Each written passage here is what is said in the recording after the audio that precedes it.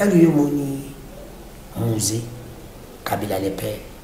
Alors musée Mobutu Kabila Joseph. Non, on a la banni politique avant Moussa Kota.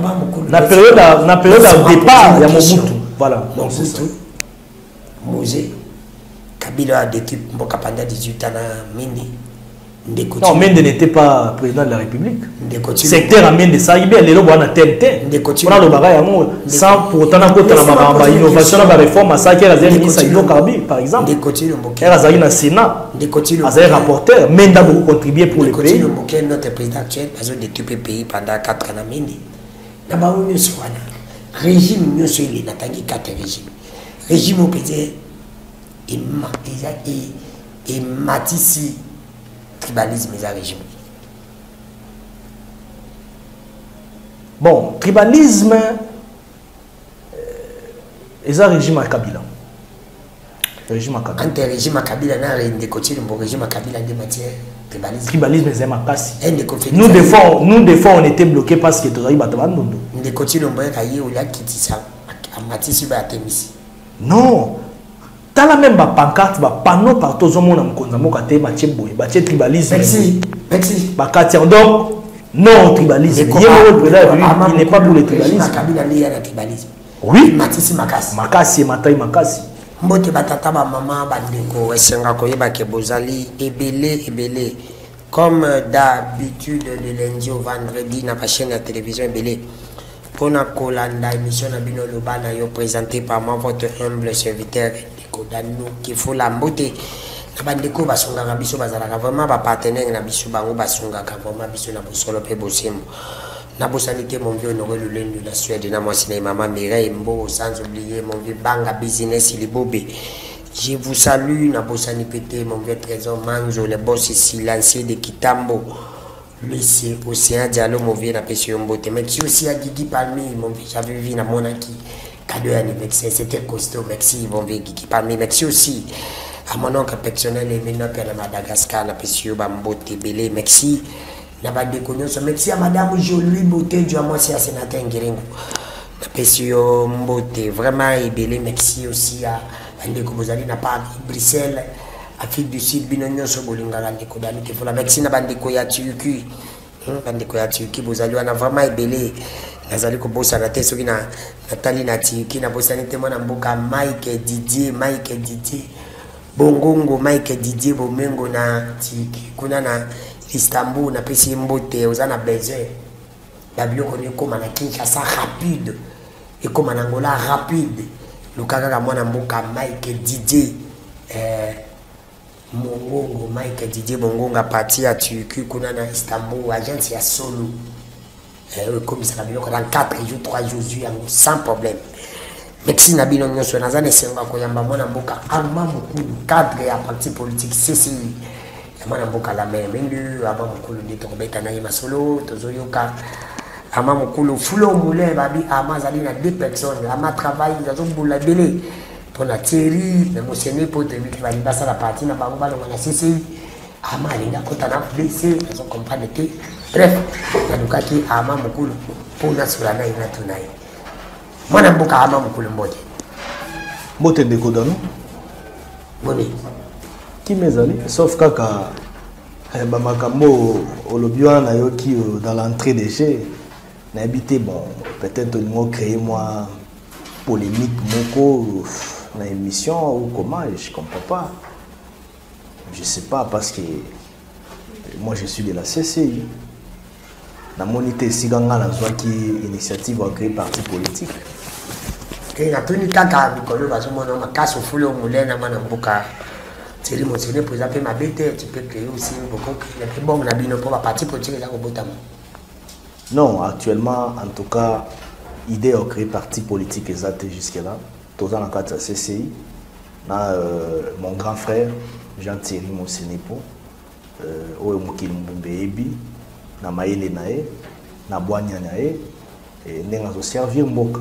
Tous dans la milite na CCI. Donc, on n'envisage même pas quitter la CCI parce que sur le plan philosophique et idéologique, dans mon parti politique, nous sous-souté on a coquille kende sur la longue CCI.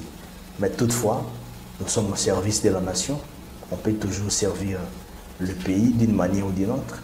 Voilà. Donc, Maramboa, Obozo, Kasoba, Rimer, Soyinini, non. Là, ce sont des histoires qui se racontent sur les réseaux sociaux. Parce que même l'été à promouvoir la communauté, beaucoup, mais là, beaucoup de fans d'Awanati, beaucoup d'appels au côté, on va te battre le bâti. Non, on a encore dans la polémique. Nous sommes dans la CCI, nous sommes des hommes politiques, des hommes publics. Donc, ils ont la moins éthique, la déontologie, où ils ont caractérisé le comportement en tant qu'homme politique. Donc, nous sommes dans la CCI, nous sommes dans la Convention congolaise unie, avec l'honorable Lamdar Mende, que je salue d'ailleurs. Et voilà, dans l'union sacrée, derrière les présidents de la République, son Excellence Félix Tshisekedi, que je salue aussi. Et voilà. On a beaucoup de l'actualité politique au face au chef de l'État, ils ont Mingi, il faut comme Sango Makas, comme Sango Makas, Mati Sango, Punition en fait matin. Et bien, au France contre le chef de l'État, c'est depuis 1963. Oyo Kasabu Bakria Kiango, Mbaki, on a beaucoup de pas à juriste, pas le monde Bakoufi pour Batouane Kotaki. Même Boutaye, il était dictateur, éthicali. Kabila aussi venu éthicali. Kabila moi n'a pas éthicali. Il ne continue qui entre guillemets la démocratie vers la démocratie. Alingiala a Fongola Molissu sous ma peine. Pourquoi tout ça va dire voilà maintenant. Et bien nous avons un pouvoir pour nous bolinga en position. Elle a besoin d'un pouvoir d'amener. Elle doit avoir besoin d'un dictateur. Alors que la dictature, elle a besoin d'un pouvoir. Est-ce qu'il y a besoin d'un pouvoir? Il y a un temps que moi, politique, un peu d'ambition.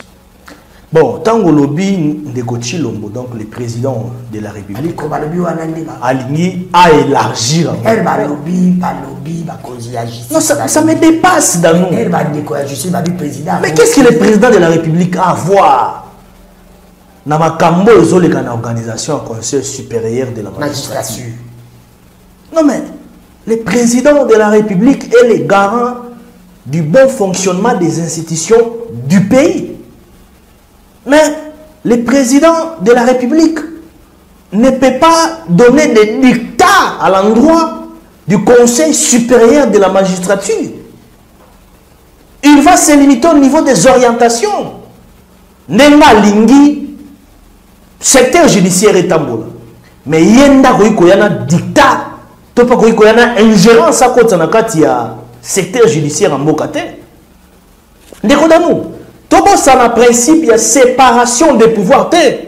Et ben d'appeler l'autre séparation des pouvoirs. Non mais ça existe. C'est constitutionnel. C'est légal. Mabena biso ba imboka ezali to linga kozwa contexte ya likambu. Tout ça, l'interprétation, ils ont cohabité malheureusement dans le contexte. C'est vrai, nous tous, nous les remarquons aujourd'hui, même moi aussi. Je fustige la manière avec laquelle le secteur judiciaire de notre pays est en train de fonctionner. Avec plusieurs bavires à la fois, avec beaucoup de dérapages. Nous constatons aussi une sorte de la corruption à perpétrer qui continue à faire rage dans le secteur judiciaire de notre pays.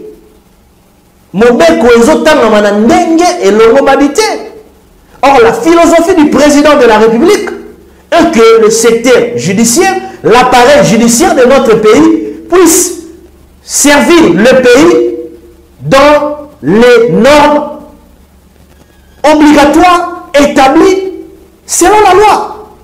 C'est-à-dire, batikala, nakatikati, il y a un village nere tolobaba. Bazalaba, bato bazo faciliter babilo comme monsieur à sototer ainsi de suite. C'est pourquoi le président de la République, vous allez remarquer que récemment, l'Obakiango, une sorte, nous sommes en train de remarquer, nous sommes en train de constater une sorte de la théâtralisation dans le secteur de la justice à Mokanabiso. Ce sont des histoires qui demandent nécessairement que ici là. C'est la raison pour laquelle Netina Likambo lobby à Makambuya pour renforcer peine il y a outrage à l'endroit du président de la République. Non, ndeko danu, to betana li solo malam. Ndeko danu ebi ke yo sala musa no malam. Na yoka yo na nute danu. Okota na ba kuya mabe.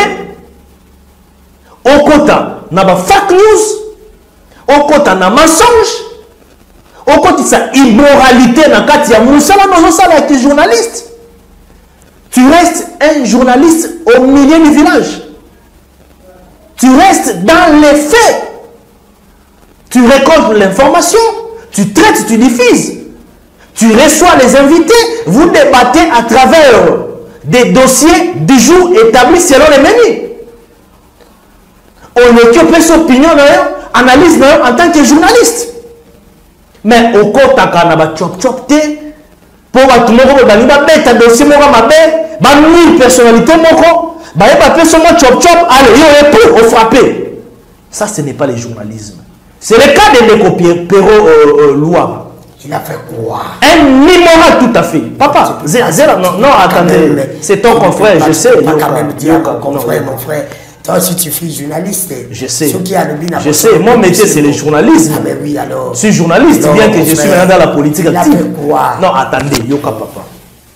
Ndeko Pero prend le luxe, ces derniers temps, de s'attaquer au président du Sénat, l'honorable Modeste Bahati Lukwebo. Maradona. Qui n'a rien à voir avec les bêtises de Pero Louaba.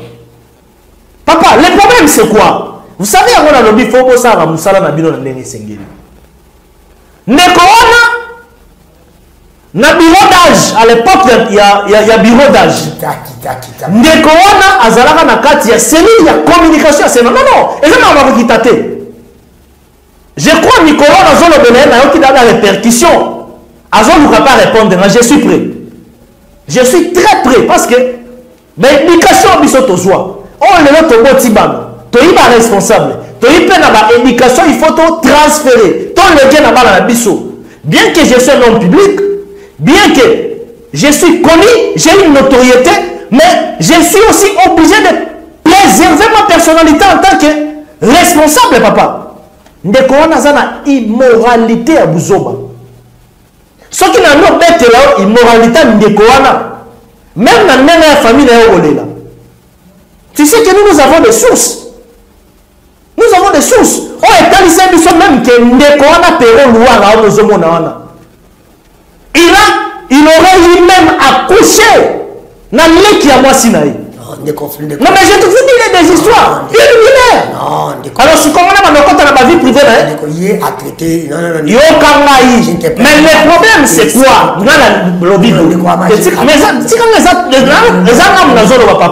Laissez. Non, mais moi, je suis en train de parler. D'abord de retirer ça. Dans mon émission, ça ne peut pas passer. Non, mon problème, ce n'est pas de retirer. Nous avons aussi des informations. Vous avez des informations, mais retirez. Je l'ai dit au conditionnel. Nous avons des informations très sales pour ces messieurs-là. Et donc, si on se mettait en train aussi, on appelle pour frapper à même pas pour faire la mouvement. J'ai dit. On va attaquer le président Sénat inutilement. Le président Bahati n'a rien à voir avec lui. Je suis journaliste, c'est mon confrère. Je lui donne beaucoup de respect. Est-ce que tu peux retirer d'abord ça dans mon émission? Non, je ne peux pas retirer parce que la fille y était. Non, s'il te plaît. La fille y était. Ce sont des faits. Ce sont des faits en charge de son immoralité selon une source. La fille y était. Je sais que vous effectivement. Ne pouvez pas ingérer, mais je vous dis avec beaucoup de respect que je vous dois, avec un peu de considération que vous me donnez, je vous demanderai de retirer. Neko Danou, pardon, on retiré. On retiré limbi ça vraiment pour la donner on retiré. On continuera à makamnangai on a zone. Je vous demanderai. Neko Danou, pardon, on retiré. Je sais que vous êtes fâché par rapport à les analyses de notre confrère. C'est mon confrère. Non, ce sont des phases de ces analyses. Je les salue, mon frère. Je t'ai dit, Ndeko Ama Mokolo. Traiter Ndeko Pero Louaba dans Moussala comme journaliste, je vais te permettre. Mais hier, la fille n'a pas konzamboka et baram.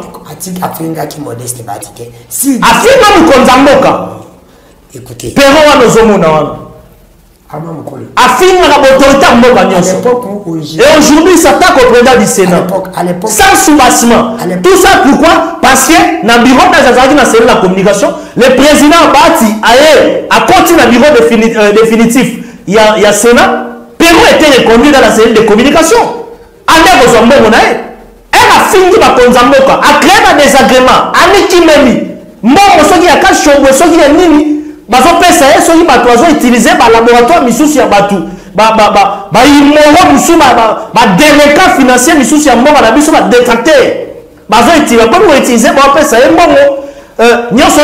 parce que son absentéisme, dans la cellule de communication à Sénat, selon la norme établie au sein de la cellule de communication du Sénat,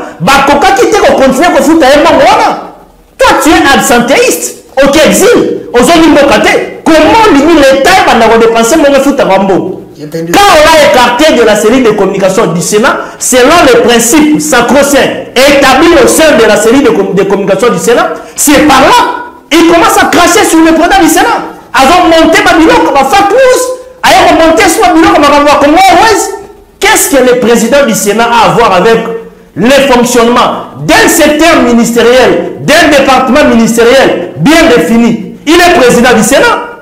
Est-ce qu'il y a encore un côté en Europe ça? Ancien ministre de l'économie nationale d'injonction? Qu'est-ce que le président du Sénat a à voir avec le directeur général de Congo Airways?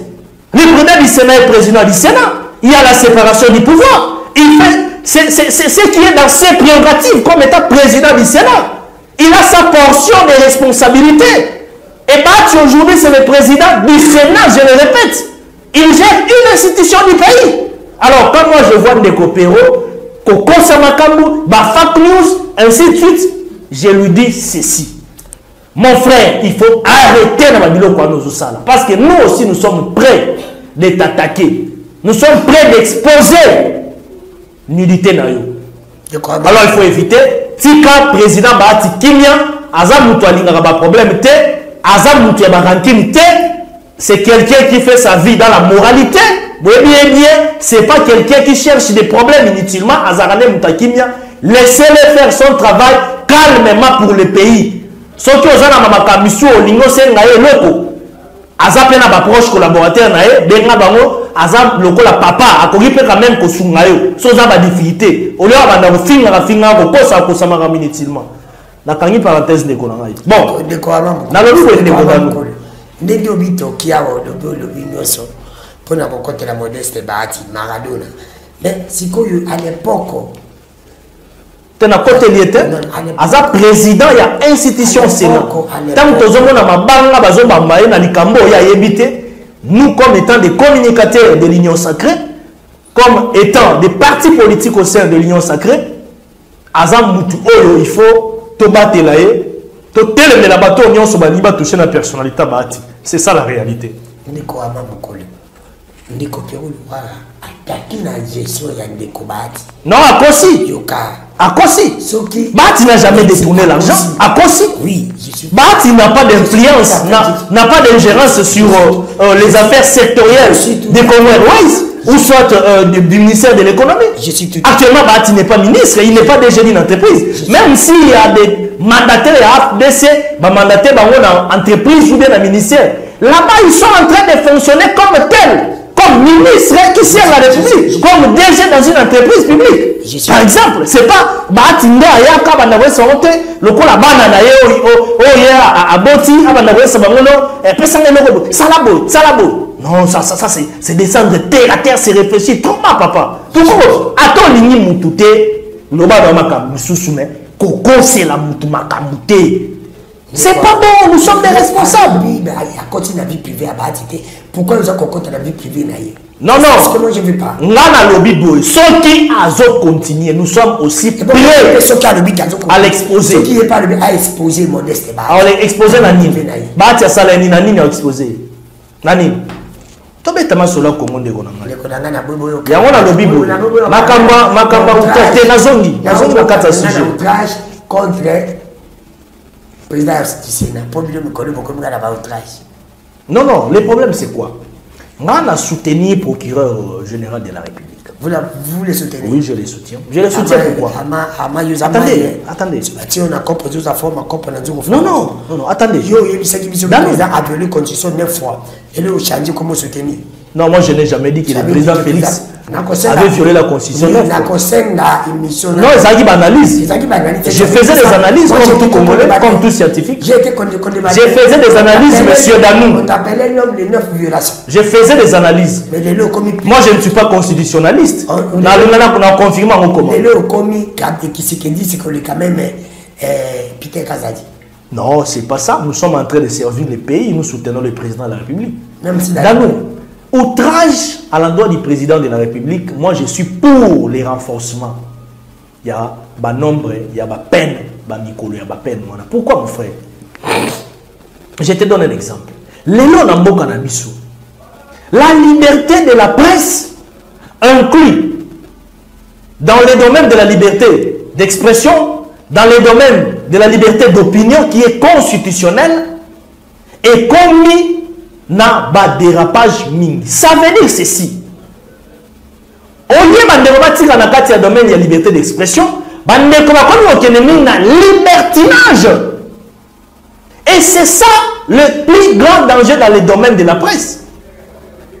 Au lieu de fait à respecter déontologie, il y a musala nae, éthique professionnelle, mutaro lungwa nae, a comme beta kutu éthique na déontologie professionnelle kara. Il y a combien de temps et donc aujourd'hui, nous avons bon, comme nous avons politicien, nous avons opposant, nous avons baisse, nous avons succès, nous avons Konzamboka.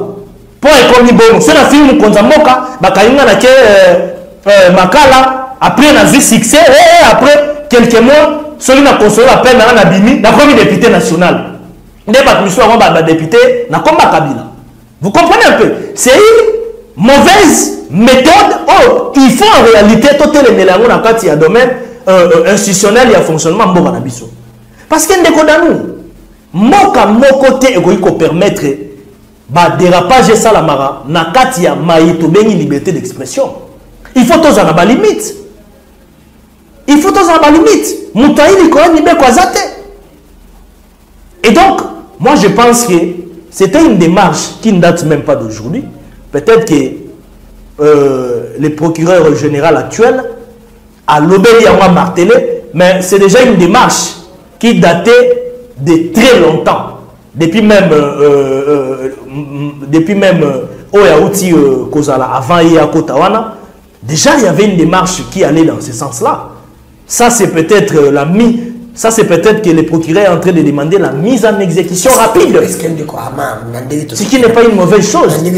Et ça en réalité pour assainir le domaine de la liberté d'expression. Pour que nous puissions en réalité savoir que je peux parler, mais je dois avoir des limites à un certain niveau. Pour ne pas déranger la nature étatique. À l'époque, Kabila et Bino Bozala qui n'a pouvoir. Nengi ba déranger qui Kabila. Nengi ba sala qui Kabila. Soki Kabila tiaki yango alingaki ba élargi yango comme nengi comme lelo. Est-ce qu'il ne décore pas mon Toninga tobenga Kabila dictateur comme les gens vont dire que benga Kaza dictateur. Est-ce que le moni mais babi pebo. Bravo. Lui débat na côté Katani vous la place c'était parce que président Félix est mon compte à l'oba kike. Mon colo ya kokoma président bao. Infraction ya pamala wana ikolonga. Pour vous n'êtes pas. Non, il même avait dit ça. Outrage à l'endroit du président de la République, les infractions pambala. Ah, le bac, ils ont pambala, ils ont infraction le quota, ils ont les infractions sur les moutalemi, mouto yazo sala babavi, la politique qui n'a pas non. Voilà, mouto à l'équipe qui pouvoir les communes à Souka. Non, le président de la République actuel, c'est le plus grand démocrate que nous n'avons jamais eu dans ces pays. La loi, la démocratie. Oh, tu sais qu'il y a les Kabila Moussika. Ah, oui. De quoi? Aleki na Moussika. De quoi? Mais je te dis la vérité. Papa, nene batu bazolo le kanaba TV bazolo balolo makamwa misuba ça ça ba meeting. À l'époque Kabila bilo kanezaki.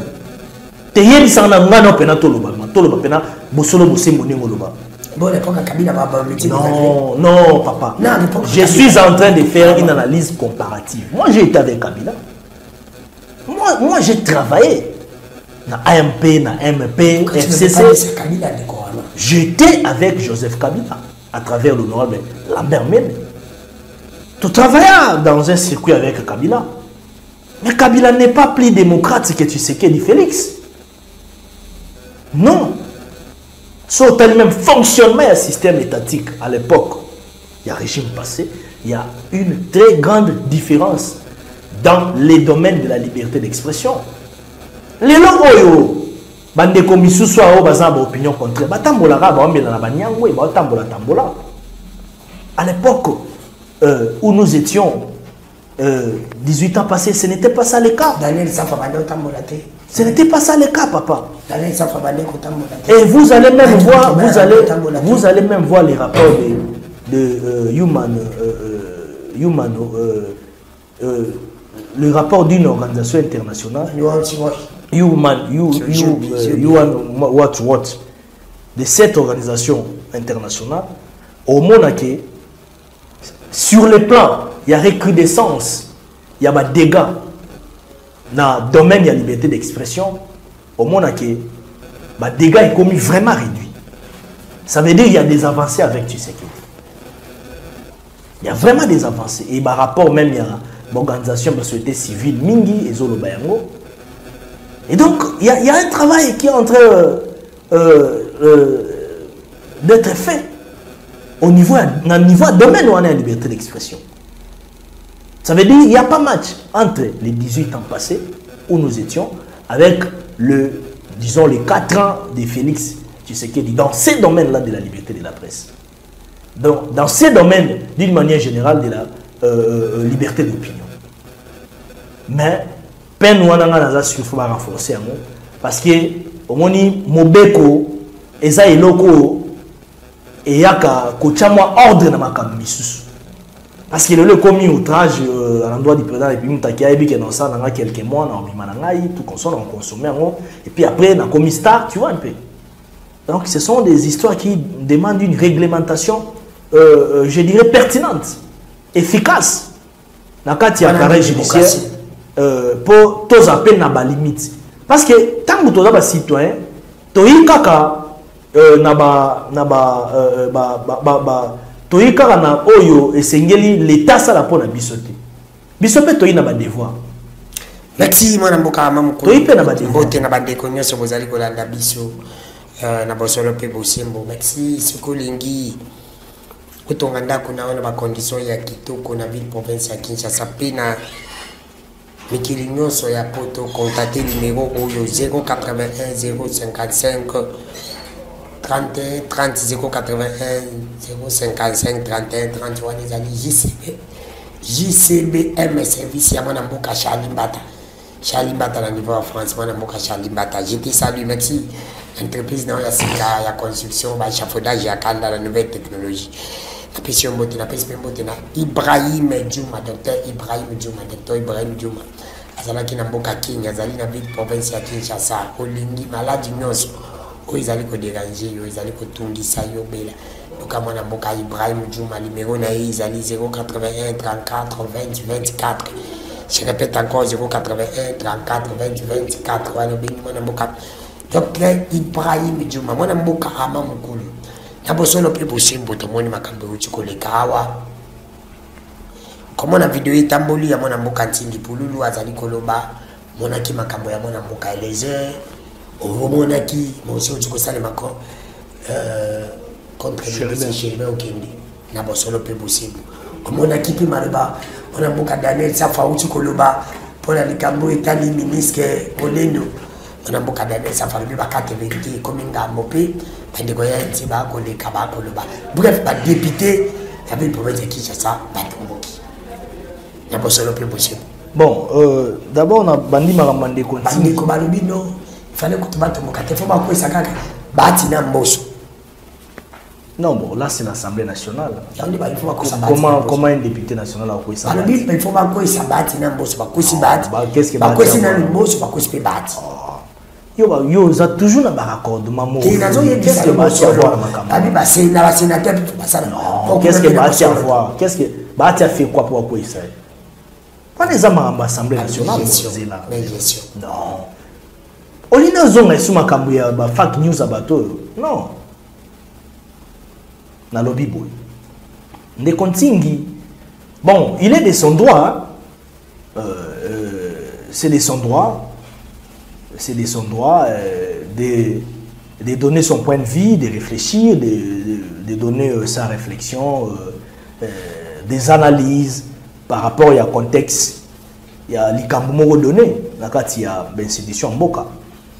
Parce qu'il faut qu'on rappelle que c'est le rôle d'un député national, d'un élu du peuple.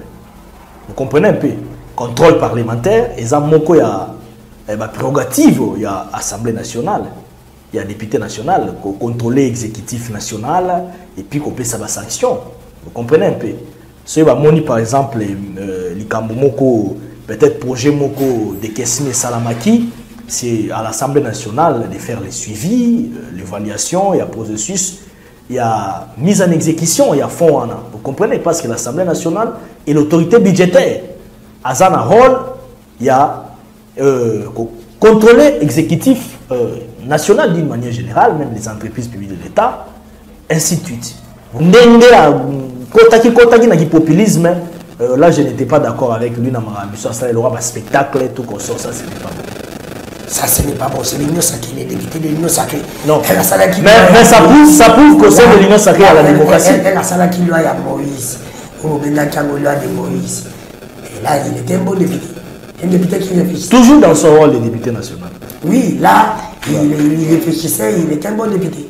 Mais il est élu, il peut faire une proposition. Mais je dis là, il est en train de réfléchir. Effectivement. Mais aujourd'hui, comme maintenant, non, comme pour les cas échéants, il est aussi en train de réfléchir, mais on a fustigé que peut-être qu'ils ont maîtrisé le domaine du sous-souté.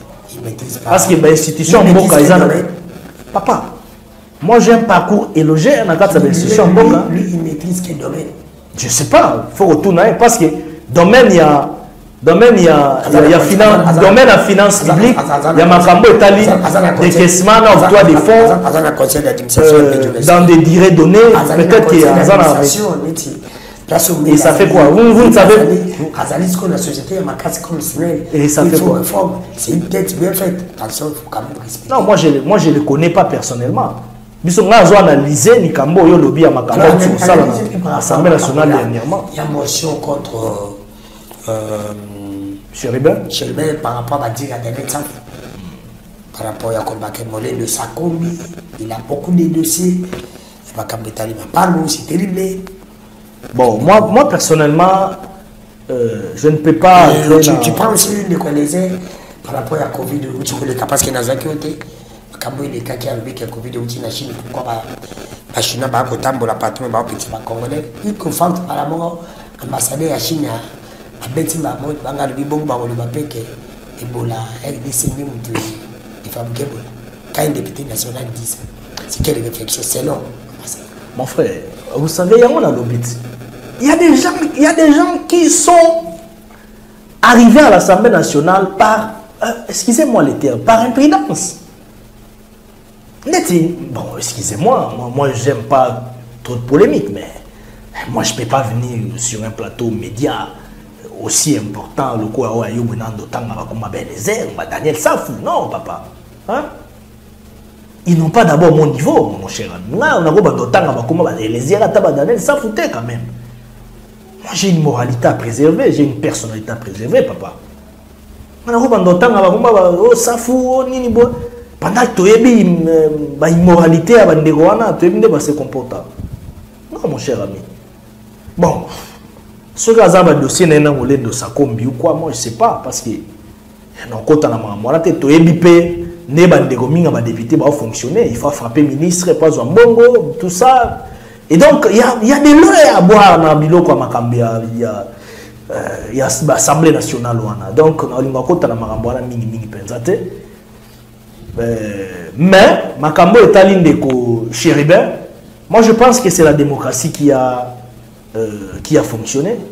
C'est ça même, le ténor de la démocratie pendant l'ère Félix Tshisekedi. Parce que, d'une part, Bomonaki na Mikolo Euter Koleka, Neko ya ministre, Neko ya Oazani ministre économie, Bako Isakie. Vous comprenez? bien que nous, on avait fustigé la démarche ou bien la procédure avec laquelle les choses se sont déroulées, la procédure n'étant pas respectée, mais bon, à la fin des comptes, on avait compris que c'était un exercice démocratique. On l'avait consommé et on a continué dans d'autres choses de servir les pays autrement. Vous comprenez? Alors, les lois de Chéribin, motion à Kotsaki, bon, bah rejeté à moi. On dit dans une démocratie, c'est la voix de la majorité qui prime. En fait, c'est la majorité des élus qui étaient là, bah rejeté motion Anna. Bon, moi je ne trouve aucun mal dans le sens démocratique parce que dans le monde, il y a une expression démocratique de salami. Bah, il y a censé sanctionner. Peut-être qu'il va estimer que ce n'était pas tout à fait normal. Na ba grille faux ba de ba monela qui procédure bon ba lobby za motion moko alimentaire motion moko ya fantaisie bon voilà c'est ce que nous tous nous avons suivi la plénière c'est ce qui était fait voilà donc on l'a pas destitué, on l'a pas déchi voilà il est ministre mais j'avais apprécié à un endroit où il avait fait allégeance au président de la République. Je ne sais pas si il a allégeance ou hypocrisie pour les députés nationaux, on a gouvernement, ou bien il a allégeance honnête. Parce que nous tous, nous savons aujourd'hui que Katumbi n'est pas honnête envers le président de la République. Katumbi c'est un malhonnête, c'est un hypocrite, c'est un caméléon. Katumbi n'est pas honnête. Ils sont dans les institutions. Katumbi n'est pas honnête, Kamere n'est pas honnête. Kamere aussi n'est pas honnête envers le président de la République. C'est Mabati qui est honnête. Très honnête. Et Mende. Mende très honnête envers Tshisekedi. Mende c'est quelqu'un de conviction. Quand il dit je suis pour, il est pour. Il est comme ça. Il n'est pas à gauche, à droite. Non, ça c'est pas la mère Mende. Non, Kamere c'est hypocrite. Kamere ne joue pas un franc jeu avec le président Tshisekedi. Laissez-moi te dire ça dans nous. Kamere ne joue pas un franc jeu avec Tshisekedi. Laissez-moi te dire ça. Je n'étais pas obligé de dire, mais laissez-moi te dire. Quand il est allé ici à l'Est, ça va tourner dans l'Est à Kéya. Bon, mon communication contradictoire, ça là qui à l'endroit du président de la République, il y a un monde où la caméra a communication dans l'Est, attitude dans l'Est envers le président de la République. Ça, c'est quelqu'un qui va soutenir les chefs de l'État. Ça, c'est quelqu'un qui fera la campagne pour le président de la République à l'Est. Non. À l'Est, c'est Bati Lukwebo, c'est clair. L'idée de Moussa Zate pour la Tshisekedi dans l'Est, c'est Bati. C'est comme au Sankourou, c'est la même Mende. C'est ça, papa, c'est clair. Au Sankourou, Moutaoussa, la Félix Tshisekedi campagne, le président de la République, c'est l'honorable de la mère Mende. Mais si on tire dans les abats, tout cas, hypocrite, gauche à droite, non. Mais dans l'idée qu'on est Kamere. Oh. Boyo comparé Batina Kamere. N'explicable d'abilo qu'on a balébé. Non, attendez. Danou. Au quotidien, il a été nommé. Danou. Il a été parmi les Danou, laissez-moi d'abord parler. Laissez-moi parler, s'il vous plaît. Danou. Tu sais, pour avoir un parti politique et avoir tant de députés nés à Fede Sazanango, Danou, ce n'est pas facile. Dans un pays cosmopolite, avec une diversité de comportements électoraux, Nambo Kanabiso. Dans nous, ce n'est pas facile. Dans un pays avec des effets épidermiques très négatifs dans les comportements électoraux, Yambo Kanabiso. Ce n'est pas facile.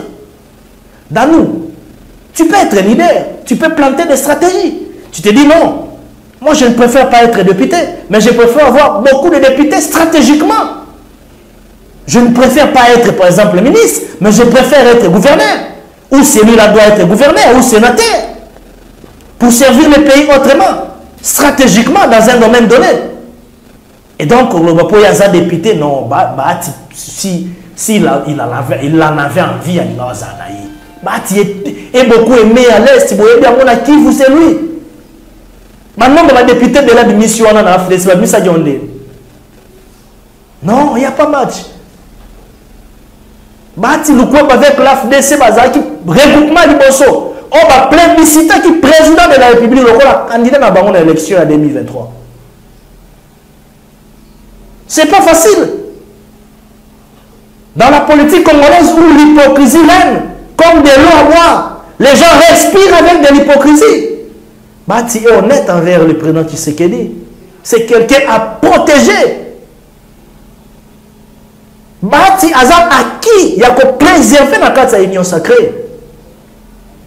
Si on compare première force politique à l'union sacrée, sur le plan nombre de députés, sur le plan implantation, sur le plan mobilisation, même sur le plan de la moralité personnelle, on compare Bati à Camérité. Quelle moralité? Non mais caméra ou Osama va procès à 100 jours qu'on sort bien que justice a salé musala na yo va condamner Bati n'est pas dans ça. Bati a le roi Mosantu na comportement na yende. Bati a fonctionné le rôle à Mosantu. Bati c'est comme c'est pas quelqu'un à mamba bilbo la na salité wana. À cause de ma belle le rôle humain le rôle ngapé na ma belle le roi yo pour na ma belle. Mais dans la gestion, non, c'est un monsieur qui travaille d'abord dur, qui a des initiatives, qui a des innovations. Partout, il y a les garanties d'innovation. Partout il passe, il laisse les innovations. Il crée des histoires, ils ont la proportionnalité d'emploi, partout, c'est ça, énorme. Il a investi même dans le domaine du logement. Après, si il y a des misala. Oh, écoute, la famille politique n'a été. Oh, la famille biologique n'a été. Vous comprenez? Et donc,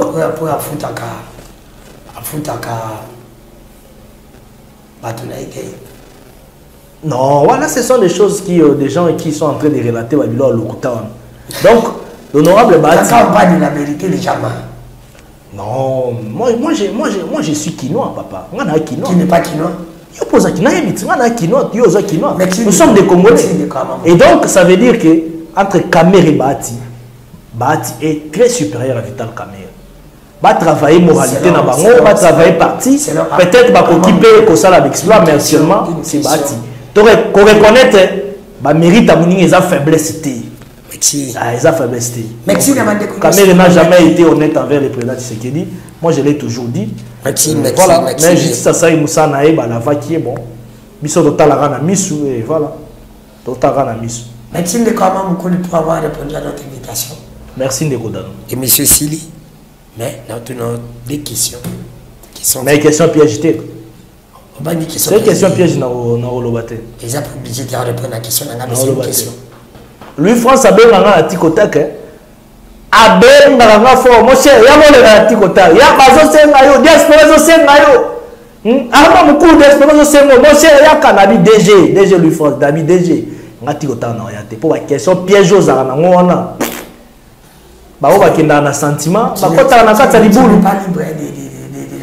tu n'es pas obligé de répondre à toutes les questions. Ah, c'est ça aussi. C'est pas des journalistes.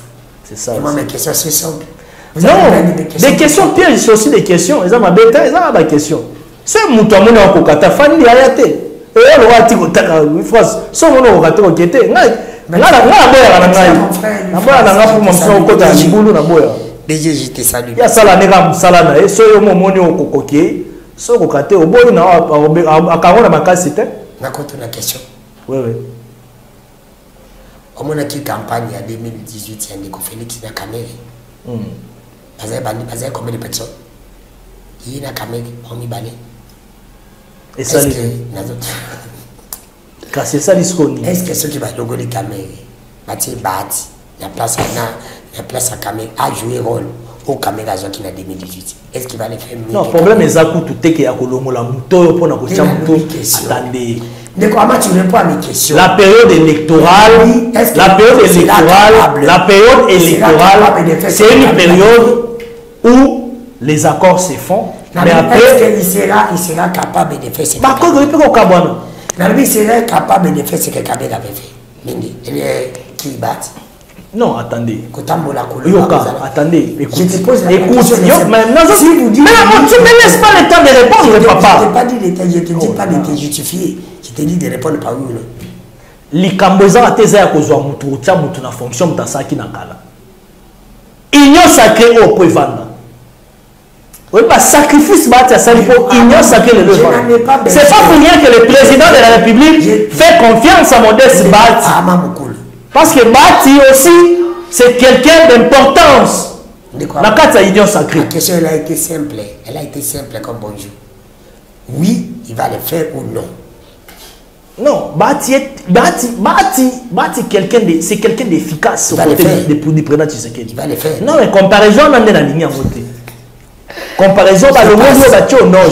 Mais il faut que le président Bati, c'est d'abord quelqu'un d'honnête, quelqu'un d'efficace, un bosseur à côté du président Tshisekedi, pour préserver, pour conserver le pouvoir du président Tshisekedi, même qu'on relie en 2023. Bati est en train de travailler sur ça. Merci de quoi, merci. Moi, je passe. Dernière question pour finir. Vous étiez avec Kabila. Nous étions dans la gestion de Kabila. Vous êtes maintenant dans la gestion de Ndeko Tshilombo. Effectivement. Vous n'étiez pas à la gestion de Ndeko Mobutu. Bon, l'histoire de mon parti politique ne date pas d'aujourd'hui. Moi, à cette époque-là, je n'étais pas encore politicien. Bon, merci. J'étais encore dans les mouvements citoyens. Dans la politique penzate. Oui, merci. Voilà. La politique active, dans une époque où il y a musée. Merci. Musée, Kabila le père. Alors, musée, Mobutu, Kabila Joseph. Non, on a la politique avant Mouzakota. La période de départ, il y a Mobutu. Voilà. Donc, c'est ça. Musée, Kabila a d'équipe, Mbokapanda 18 ans, Mindi. Non, Mende n'était pas président de la République. Secteur à Mende, ça y est, les lois ont TNT. On a le bagage sans pour autant que l'innovation, la réforme, ça qui est la ministre Ido Karbi, par exemple. Elle a eu un Sénat, elle a un rapporteur. Mende a beaucoup contribué pour le pays. Notre président actuel a occupé le pays pendant 4 ans. Mende. Régime, nous sommes les 4 régimes. Régime au pays, et Matissi. Tribalisme et régime. Bon, tribalisme et un régime à Kabila. Régime à Kabila. Entre régime à Kabila et le régime à Kabila de matière tribalisme. Tribalisme et ma casse. Nous des fois on était bloqués parce que tu as eu Batabandondo. Nous côté le moyen cahier ou là qui dit ça à Matissi ba Temisi. Non. Dans la même pancarte, panneau partout au monde en Konzamo Kate, Baché tribalisme. Merci. Donc, non tribalisme. Il n'est pas pour le tribalisme. Oui. Matissi Makassi. Makassi, Matai Makassi. Merci d'avoir déconné ce pour la division du partout. Merci de quoi mon cool. Merci d'avoir répondu à notre invitation. Merci d'amour. Merci l'équipe technique de David était là. Merci Ndeko Clara. Merci Nabino Nyoson Messi. Ndeko de Gaulle. Merci Nabandeko Nyoson Bolingana. Je te salue. Vous nous suivez de quelque part. C'est le président Petit Béton Simon Nikamba. Président Petit Béton Simon Nikamba. Dans le parti politique, il y a quoi à soutenir le chef de l'État en 2023. Président Petit Béton Simon Nikamba. Je te salue. Merci Nabandeko Nyoson Bolingana qui vient de partout. Vous allez Kibele, Napoto. La ville provinciale à Kinshasa, dans le Mikili Moussou Sobilonio sur la PCB Nombote, la possibilité Madame Jolie Boutou Diamantia, sénateur Ngerengo, la PCB Mbote, la Monvé, honoré le lieu de la Suède, la Moissina, Maman Mireille Mbo, la PCB Mbote, la Monvé Banga Business, les Bobi, la Moissina, Maman Mireille. Merci aussi à Monvé, Trésor Manzo, les boss ici, l'ancien de Kitama, la PCB Mbote. Merci à Monvé aussi à Diallo, merci à mon oncle privé, personnel et Ménope. Merci à Guigui parmi la parole, tu es boss, je le confirme. Merci, Tokotani. Demain, bye, à la prochaine.